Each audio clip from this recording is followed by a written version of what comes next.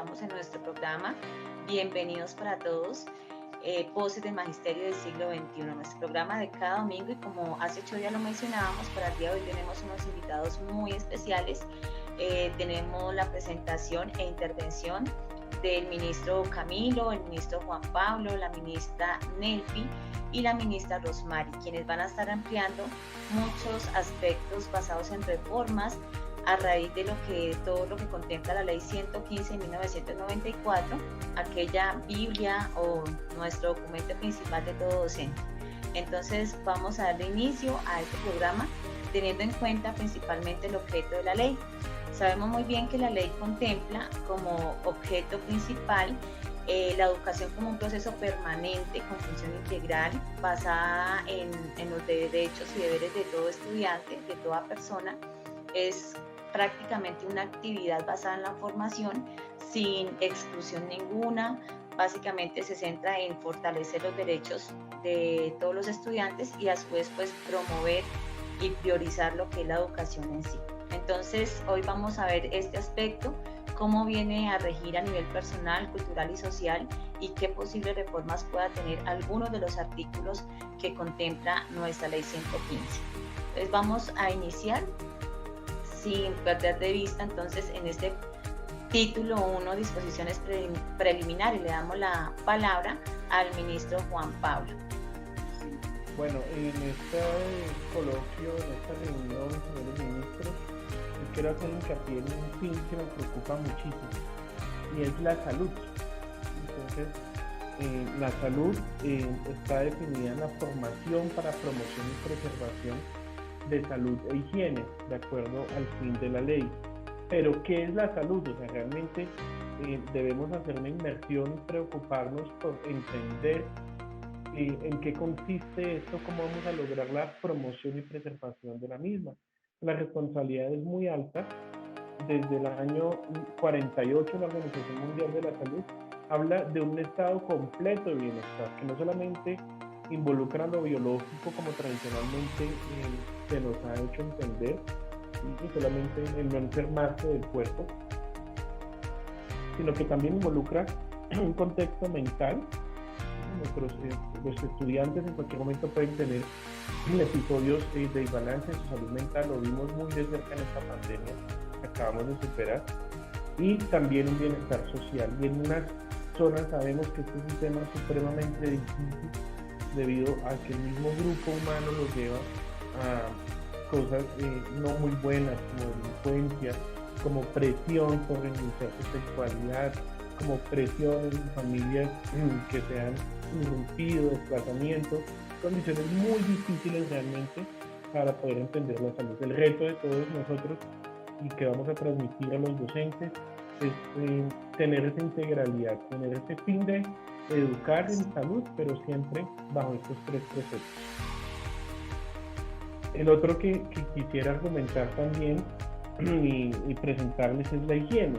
Entonces, la higiene, pues, en su definición más básica, es un conjunto de prácticas técnicas que se utilizan para minimizar los efectos nocivos para la salud.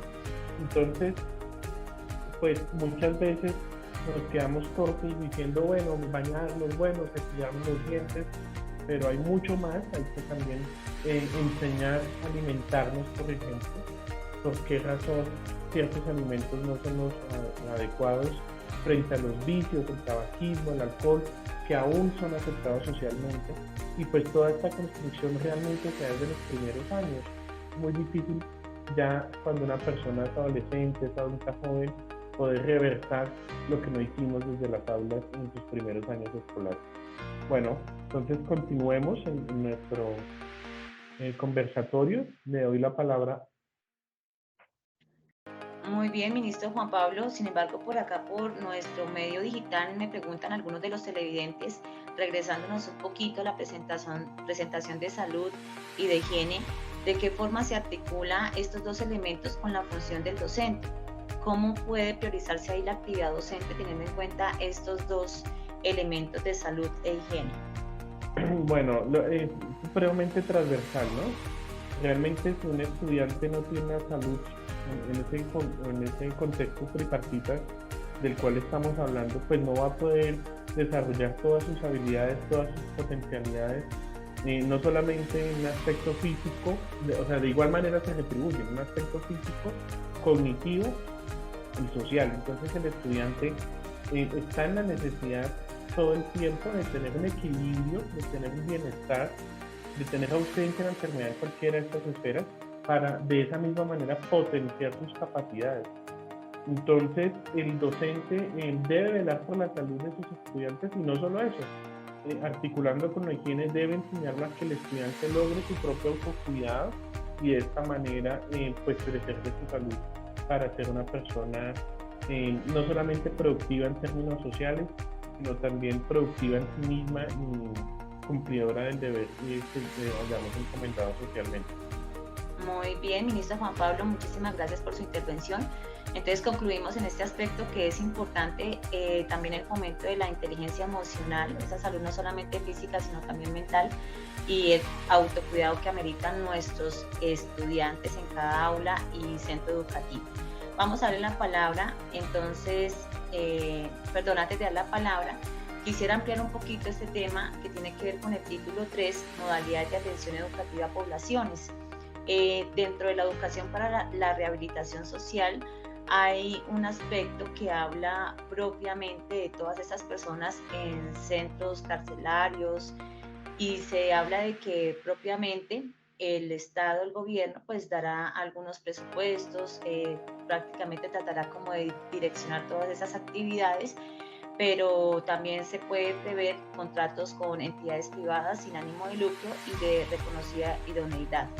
Entonces, mi pregunta es, ¿por qué si hablamos de una vocación como derecho fundamental, permanente e integral, no se apoya con un carácter público y gubernamental de educación para la rehabilitación social?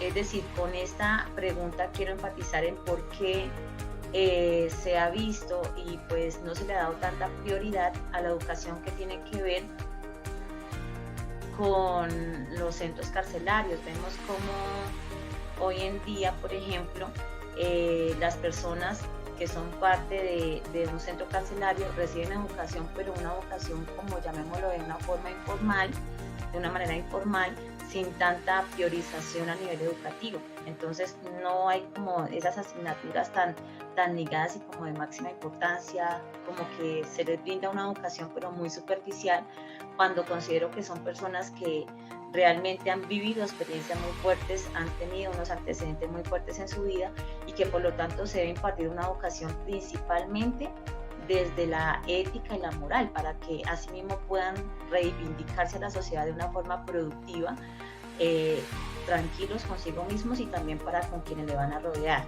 Entonces esta pregunta va más enfocada por qué no el gobierno impulsa más medidas, más, como más acciones efectivas para que aquellas personas que son parte de cárceles puedan recibir una educación de calidad también, teniendo en cuenta ciertos principios morales. Continuamos entonces con nuestro programa y tenemos en la siguiente presentación esa modalidad de atención educativa a poblaciones. Acá quisiera centralizarlo un poquito más, no solamente en personas de centros carcelarios, sino también cómo debería impartirse la educación a las personas víctimas de reclutamiento y utilización ilícita, en el caso de niños, niñas y adolescentes. Cómo o de qué forma plantea la educación los principios reguladores para impartir este tipo de formación en los niños, niñas y adolescentes víctimas del conflicto. Entonces, esta presentación alude más a por qué no el Estado, así como establece algunos objetivos de la educación básica, secundaria, media, por qué no también impartir unos objetivos especiales para este tipo de población, teniendo en cuenta que son niños con experiencias, situaciones muy fuertes que han marcado su vida y que pues va a ser difícil de alguna manera volverse a adaptar a la sociedad, teniendo en cuenta pues todo lo que han vivido propiamente en el tema de los grupos armados. Entonces ya hemos hablado de dos posibles reformas. Vamos a darle la palabra en esta ocasión a la siguiente presentación, título 3, modalidades de atención educativa a poblaciones. Buenos días. Se tiene contemplado en el artículo 46 de la Ley General 115 que se debe integrar a todos los niños, niñas o adolescentes que tengan de pronto una limitación tanto física, sensorial, psíquica, pero no solamente integrar, se trata de reformar ese artículo y que se pueda garantizar una educación de calidad, una educación inclusiva, donde ellos no solamente se integren a un aula especial, sino que también se cuente con esos recursos tanto tecnológicos y todo tipo de recursos para garantizarles a ellos una educación inclusiva, donde el docente como facilitador del proceso de enseñanza y aprendizaje pueda trabajar según los ritmos de aprendizaje de cada uno de estos niños. Sin embargo, en Colombia se sigue promoviendo y se habla de diversidad, pero hay un espacio muy amplio que nos invita a cada docente, a cada población, a cada contexto, a tratar de mitigar esa exclusión y tratar de incorporar esta población en el servicio educativo, porque ellos hacen parte o hacen historia en la educación y son llamados a tener una educación donde se les brinde no solamente integración, sino una inclusión de calidad. Gracias, ministra Rosmary, por ese aporte. Vamos a continuar con el título 3, modalidades de atención educativa a poblaciones, también capítulo 3, que consiste en la evaluación.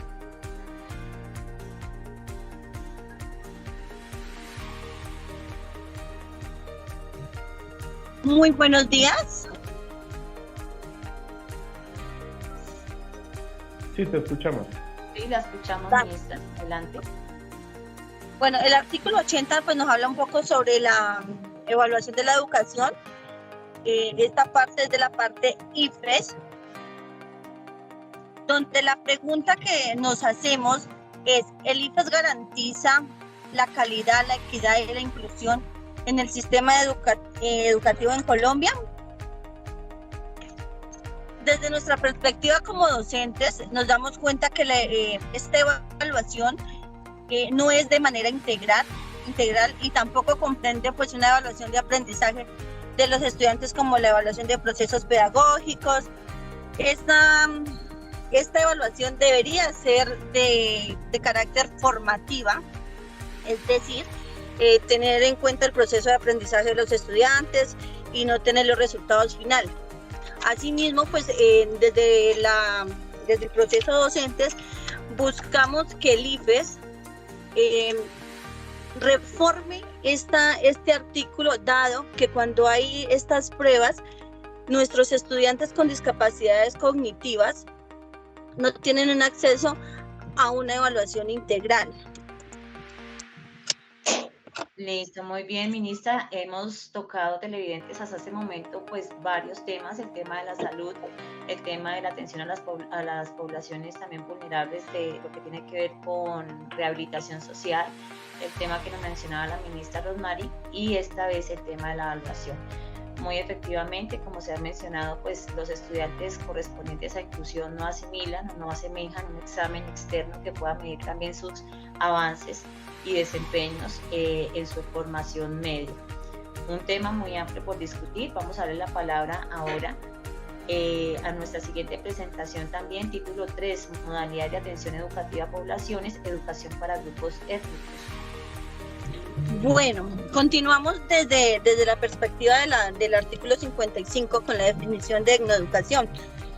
Desde esta perspectiva, y hablando como etnoeducadora, debemos tener presente la definición de etnoeducación, la cual se entiende por un conjunto de procesos educativos que buscan el reconocimiento, la valoración, el respeto y promoción de la diversidad cultural, lingüística y étnica de los grupos étnicos que integran la nacionalidad colombiana. Asimismo, la pregunta que tenemos para reformar este artículo dice: ¿la etnoeducación debe estar dirigida solo a los grupos étnicos? ¿Ustedes qué piensan? Pues desde la perspectiva como docente y como etnoeducadora, la etnoeducación debe estar dirigida tanto a los grupos étnicos como a la sociedad en general, dado que su objetivo es promover una sociedad más justa, equitativa, diversa y democrática, en la que pues se respeten los derechos y la dignidad de todas las personas sin discriminación. Esta reforma la podríamos ampliar en la definición de una etnoeducación para incluir la valoración y el respeto a la diversidad étnica, cultural y lingüística que existe dentro de nuestro territorio nacional. Muy bien, muchísimas gracias por el aporte, ministra Nelfi. Vamos a asignar ahora la palabra a lo que tiene que ver con la educación campesina y rural también. Cordial saludo, apreciados ministros, ¿cómo se encuentran? Espero que muy bien. Bueno, compañeros, el tema de la educación rural, sí, y la educación en el campo es un tema muy amplio que se ha venido trabajando desde hace años. Este tema en la actualidad ha sido un poco olvidado, ¿sí? ¿Por qué? Porque vemos zonas de difícil acceso, zonas lejanas, que presentan falencias en el nivel educativo. Es por ejemplo así en el departamento del Tolima. La ruralidad está olvidada en sus plantas docentes. La importancia que tiene la ruralidad en el territorio colombiano es evidente, ¿cierto? ¿Por qué? Porque nosotros somos un país agrícola, somos un país que dependemos prácticamente de lo que produce la tierra. El Ministerio de Educación en estos momentos ha dejado esa ruralidad un poco olvidada. Por tal motivo, el gobierno nacional y los entes territoriales deben velar por los materiales, los recursos pedagógicos, los recursos físicos y la planta docente que sea la adecuada para poder proporcionar una educación eficaz y eficiente a cada uno de estos niños a nivel rural. Entablamos una pregunta que nos dispone a una discusión, la cual nos indica: ¿el gobierno nacional y las entidades territoriales velan por una educación rural de calidad y para toda la comunidad? ¿Ustedes qué creen? ¿Qué consideran? A mi perspectiva, considero que el gobierno nacional y los entes territoriales en educación nos han olvidado un poco en temas de ruralidad. No sé el ministro Juan Pablo qué opine referente a esta pregunta. Sí, o sea, lamentablemente siempre se nos han tocado en las urbes y vemos casos dramáticos, por ejemplo La Guajira, en donde escasamente se termina la primaria y caseríos que no tienen ningún acceso formal a educación, y lo mismo sucede en la costa pacífico, es como Buenaventura, Tumaco. La educación deja de ser un derecho como en el interior, estoy hablando de básica y primaria, y se vuelve un franco privilegio, lo cual pues no permite que estas poblaciones pues puedan evolucionar. Entonces, el artículo sí yo pienso que sí, ministro Cristian, hay que fortalecerlo y hay que invertir más en donde no hemos invertido en el pasado. Es correcto, ministro Juan Pablo, debemos de fortalecer toda la parte de la formación rural y campesina. Ministra Zulay, creo que este ha sido mi aporte referente a este título 3, capítulo 4 de nuestro reglamento. Puede seguir usted con nuestra charla. Claro que sí, es súper importante lo que hasta el momento hemos puntualizado. Miremos cómo la ley 115, a pesar de ver como un derecho fundamental también el tema de la educación y cómo lo caracteriza como un proceso integral, un proceso vital para el ser humano, también hay algunas debilidades que se presentan, ¿no? Vamos a ir dando cierre a nuestro ejercicio con lo que tiene que ver con la educación para adultos a distancia y semipresencial para esta población.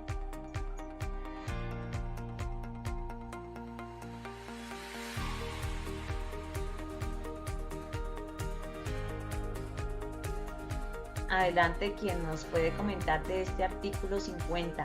¿Cuál es el papel del educador en este proceso de formación continua? Bueno, en el artículo 50 está contemplado lo que es la educación para adultos y cómo se debe dar, incluyendo unos niveles en donde el adulto puede empezar desde un ciclo educativo llamándose ciclo 1, que es como una especie de validación donde hace primero, segundo y tercero de primaria. Sin embargo, en las zonas rurales solo le ofrecen a las personas una especie de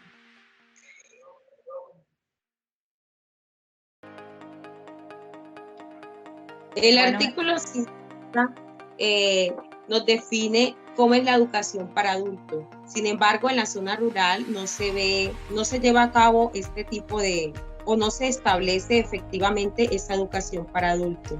En zonas rurales se establece una serie de alfabetización donde el adulto aprende a leer y escribir, es decir, aprende operaciones básicas, aprende lo básico, pero termina ahí esta educación. En algunas zonas del país, incluyendo el Bajo Cauca antioqueño, corregimiento de Puerto Colombia y zona rural de Jagua Arriba, se implementó un programa de alfabetización virtual asistida donde participaron más de 50 adultos. Ellos iniciaron el primer ciclo en el programa de alfabetización virtual asistida, aprendieron a leer, a escribir y a hacer algunas operaciones básicas, pero ellos esperaban que el sistema educativo les ofreciera una educación continua, donde ellos siquiera pudieran terminar su bachillerato. Pero esto no se ha dado. Entonces, por eso que se debería implementar una reforma a este artículo, donde no solamente se dé o se lleve a cabo en la parte urbana, sino que también se establezca en lo rural, porque la ruralidad también hace parte de Colombia. Hay personas maravillosas que quieren aprender, que quieren emprender y que quieren salir adelante. Y no obstante con esto, el papel del docente aquí es orientar y facilitar un proceso de enseñanza y aprendizaje donde ellos no solo aprendan cosas, digamos, académicas, sino que también puedan incorporar esos saberes en sus quehaceres diarios. Bueno, esperamos que con nuestro programa el día de hoy hayan quedado muchas reflexiones asentadas correspondientes a todo lo que tiene que ver con esta Ley General de Educación. Creo que a todos los invitados ministros se les dio la oportunidad de hablar y de exponer estas posibles reformas que debería tener la Ley 115. En realidad, pues les agradecemos mucho la intervención. Esperamos pues puedan tener un excelente día y contar con su participación en un próximo encuentro. Mil gracias por la invitación y estamos atentos para otra próxima entrevista. Ministra Zulay, compañeros ministros, muchas gracias por la invitación. Esperamos próximamente vernos de nuevo en este su programa. Muchas gracias por la invitación. Dios los bendiga grandemente y estaremos atentos a una próxima invitación.